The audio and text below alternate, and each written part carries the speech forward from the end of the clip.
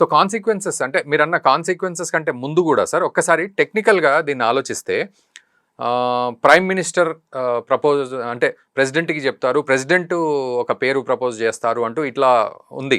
So నేను దాని గురించి ఆలోచించినా కూడా సో కొంత ఒక క్లారిటీ కావాల్సి వస్తుంది. అంటే ఇతను త్రివిధ దళాల్ని కూడా తన గుత్తాధిపత్యంలో పెట్టుకోవడమేనా ఈ చీఫ్ ఆఫ్ డిఫెన్స్ ఫోర్స్ అంటే? ఎట్లా అర్థం చేసుకోవాలి అది కామన్ మ్యాన్ యాంగిల్లో? లేదండి. అంటే మనము వాళ్ళ పాకిస్తానీ పర్స్పెక్టివ్ నుంచి కాకపోయినా మనం ఇండియన్ పర్స్పెక్టివ్ నుంచి మనం ఆలోచించామంటే this is clearly to hand over ఒకటేంటంటే ఆపరేషన్ సింధూర్ అయినాక ఆయనకి ఫీల్డ్ మార్షల్ ఒక ఉపాధిని డిక్లేర్ చేసింది గవర్నమెంట్. ఈ 27th అమెండ్మెంట్ వచ్చింది అంటే ఈ 27th అమెండ్మెంట్ తర్వాత అది అఫీషియల్ అయిపోతుంది. అఫీషియల్ అయిపోవడంతో ఏమవుతుందంటే flow of powers will be more to him. Automise అయిపోతుంది అపాయింట్మెంట్ కాబట్టి పవర్స్ ఎక్కువ అయిపోతాయి ఆయనకి. దాంతో ఏమవుతుందంటే ఆయన చెప్పిందే వేదం అయిపోతుంది. సో డిఫెన్స్ ఫోర్సెస్ రావడం అనేది కంప్లీట్ కంట్రోల్ రావడం దానిలో అనుమానం లేదు. 100% కంట్రోల్ వచ్చేస్తుంది ఆయనకి. అది కాక ఏమవుతుందంటే గవర్నమెంట్ తో కూడా హయ్యర్ బార్గెనింగ్ చిప్ ఉంటుంది దానికి. ఇదివరకు ఆర్మ్ ఫోర్సెస్ ఉండేవి, ఇప్పుడు నేవీ ఇంకా యూనో నేవీ ఇంకా ఎయిర్ ఫోర్స్ కూడా ఆయన కంట్రోల్ ఉంటాయి కాబట్టి he will have a higher pedestal. Government తో మాట్లాడేటప్పుడు ఆయన హోదా ఎక్కువ ఉంటుంది. సో ఆ విధంగా గవర్నమెంట్ పవర్ తగ్గినట్టు సివిల్ పవర్ గవర్నమెంట్ పవర్ తగ్గడము, ఆయన పవర్ పెరగడం అయితే గ్యారంటీగా జరుగుతుంది. ఇక ప్రైమ్ మినిస్టర్ ప్రపోజ్ చేయడము, ప్రెసిడెంట్ అప్రూవ్ చేయడం అనేది దేర్ ఆర్ ఫార్మాలిటీస్ అంటే పెద్ద అఫీషియల్ గా వాటి ఇంప్లికేషన్స్ ఏం లేవు. ఒకవేళ ఒప్పేసుకున్నారు క్యాబినెట్ అప్రూవ్ చేసింది అంటే ప్రైమ్ మినిస్టర్ ప్రపోజ్ చేయడానికి ప్రెసిడెంట్ అప్రూవ్ చేయడానికి ఫ్లిప్ సైడ్ అంటే లేదు, వాళ్ళు చెయ్యాలి, తప్పదు, వాళ్ళు చెయ్యాలి, ఆయన అవ్వాల్సిందే. ఇంకా అదే అవన్నీ ఇంకా ఫార్మాలిటీస్ అయిపోతాయి. సో ఇక్కడ ఇది ఈక్వల్ టు అంటే ఇప్పుడు మనం పాకిస్తాన్ యాంగిల్లో కనుక చూస్తే ఈక్వల్ టు ప్రైమ్ మినిస్టర్ అవుతుందా? ఒక రకంగా ప్రైమ్ మినిస్టర్ కంటే కూడా ఎక్కువగా ఈ నిర్ణయాలు తీసుకునే అధికారం ఉంటుందని అర్థం చేసుకోవాలి. కాన్స్టిట్యూషనల్లీ చూస్తే ప్రైమ్ మినిస్టర్ ఎక్కువ ఉంటారండి, కానీ పాకిస్తాన్ లో ఎప్పుడు ప్రైమ్ మినిస్టర్ ఎక్కువ లేరు. ప్రైమ్ మినిస్టర్ ఎప్పుడు తీసుకోవడం అయ్యారు. సో ఆ తరుణంలో చూస్తే ప్రైమ్ మినిస్టర్ స్టేటస్ ఆల్రెడీ తక్కువ పాకిస్తాన్ లో, ఇప్పుడు ఇంకా తక్కువ, ఇంకా తగ్గిపోయింది. ఇంకా తగ్గిపోయింది. ఎందుకంటే ఆయన పవర్ఫుల్ అయిపోయాడు. ఎవరైతే ఒకటి ఫీల్డ్ మార్షల్ ఉపాధి, 2 CDF, ఇక ఆయన పవర్ లిమిట్లెస్ అనమాట. ఆయన చెప్పింది జరగాలి. ఇక ప్రైమ్ మినిస్టర్ చెప్పింది జరగకపోయినా ఆయన చెప్పింది జరగాలి. అదే పాకిస్తాన్ హిస్టరీలో అవుతూ వచ్చింది, ఎప్పటి నుంచో ఏళ్ల నుంచి అదే అవుతూ వచ్చింది. సో ఇప్పుడు ఇంకా స్ట్రాంగ్ గా అది ఆయనకి ఇష్టం వచ్చినట్టు బిహేవ్ చేయొచ్చు అనమాట ఆయన ఇప్పుడు ఇంకా. సో ఇప్పుడు ఫీల్డ్ మార్షల్ అన్నారు కదా సార్, అది ఒక టైటిల్ మాత్రమేనా, ఒక ర్యాంక్ అనుకోవాలా? ఎట్లా అర్థం చేసుకోవాలి ఈ ఫీల్డ్ మార్షల్ ని? ఫీల్డ్ మార్షల్ కూడా ర్యాంక్ అండి, అందరికీ రాదు అది. యాక్చువల్ గా ఫీల్డ్ మార్షల్ అనేది ఇట్స్ అన్ ఇన్సల్ట్. ఆయనకి ఇవ్వడం అనేది ఒక అవమానం ఆ ఫీల్డ్ మార్షల్ అనే ఉపాధి. ఎందుకంటే చాలా ఘోరంగా దెబ్బతింది పాకిస్తాన్. ఏదో మేము గెలిచామని డబ్బు కొట్టుకోవడానికి, ప్రపంచానికి అబద్ధం చెప్పడానికి ఆయన ఫీల్డ్ మార్షల్ ఆయనకి ఇచ్చుకున్నాడు. ఫీల్డ్ మార్షల్ ఇచ్చుకున్నాడు. ఫీల్డ్ మార్షల్ అనేది ఒక ఉపాధి అనేది ఇట్స్ అ 4 స్టార్ జనరల్. అంటే ఇప్పుడు ఆర్మీలో ఏముంటుందంటే బ్రిగేడియర్ అంటే 1 స్టార్ జనరల్ అంటారు, మేజర్ జనరల్ అయితే 2 స్టార్ జనరల్ అంటారు. దాని తర్వాత లెఫ్టినెంట్ జనరల్ అంటే చీఫ్, లెఫ్టినెంట్ జనరల్ చీఫ్ అయిపోతారు. వాళ్ళు 3 స్టార్ జనరల్స్ ఉంటారు. వీళ్ళైతే 4 స్టార్ జనరల్స్ అవుతారు ఫీల్డ్ మార్షల్స్ అయితే.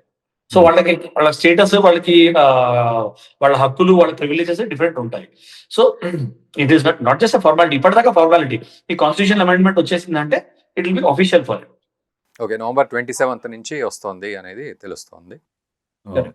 కరెక్ట్.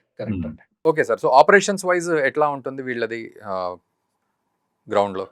ఆపరేషన్స్ వైజ్ అదే అంటున్నారు కదా. ఇప్పుడు ఆపరేషన్స్ వైజ్ మీరు చూడాలి అంటే he will call the shots.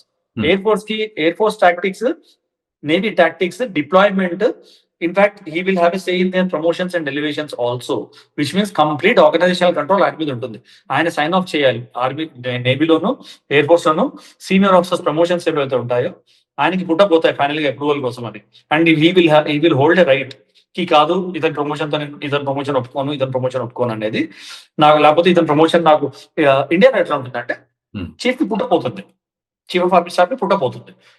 ఆర్మీలో promotions chief of army staff కి, ఎయిర్ ఫోర్స్ లో చీఫ్ ఆఫ్ ఎయిర్ స్టాఫ్ కి, నేవీలో వాళ్ళ చీఫ్ కి పుట్టపోతాయి.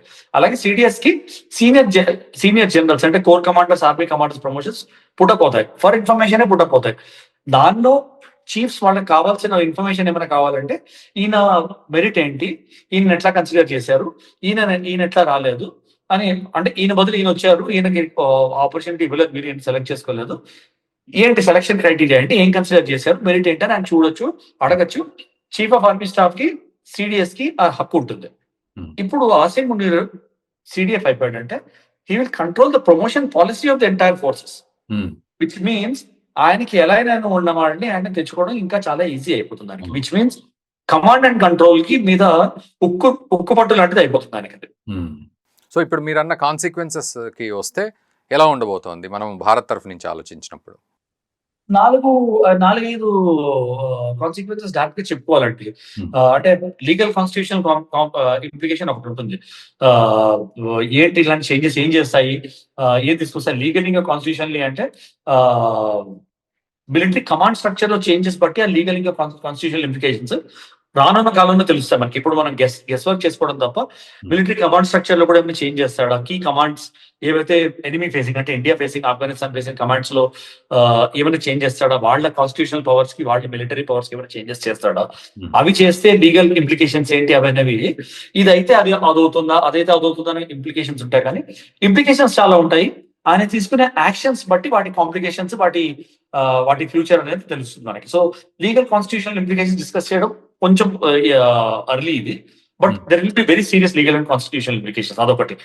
Then enhanced military leadership already మనం మాట్లాడుకున్నాం. ఎక్స్టెన్సివ్ పవర్ అన్ని మిలిటరీ అపాయింట్మెంట్స్ మీద, జస్ట్ ప్రమోషన్స్ మీదే కాదు, అపాయింట్మెంట్ మీద, స్ట్రాటజిక్ డెసిషన్ మేకింగ్ మీద. అపాయింట్మెంట్ అంటే ఒకటి ప్రమోషన్, ఇప్పుడు నేను ఇన్ఫ్లుయెన్స్ చేసి మిమ్మల్ని ప్రమోట్ చేశాను, రఘునందన్ గారు ప్రమోట్ చేయండి అంటాను. అదే కాకుండా రఘునందన్ ప్రమోట్ చేసి ఆయన్ని వెస్టర్న్ కమాండ్ చీఫ్ గా పంపించండి అని చెప్పొచ్చు నేను. ఓకే, అక్కడ దాకా ఆయన ఇన్ఫ్లుయెన్స్ ఉంటుంది. సో ఆయనకు అలైన్డ్ ఉన్న మిలిటరీ లీడర్షిప్ తెచ్చి ఆయన పెట్టుకోవచ్చు. That is very serious implication. అంటే యాంటీ ఇండియా ప్రో ఇస్లామిస్ట్ ఉన్న వాళ్ళని తెచ్చి ఆయన పెట్టుకోవచ్చు. ఈజ్ ఆల్సో ప్రో ఇస్లామిస్ట్, ఆయన కూడా ప్రో ఇస్లామిస్ట్ కాబట్టి అట్లాంటి వాళ్ళని అట్లానే పిచ్చిన వాళ్ళని టెర్రరిస్ట్ గ్రూప్ సపోర్ట్ చేసే వాళ్ళని తెచ్చుకొని పెట్టుకోవచ్చు. That will become serious implication for us.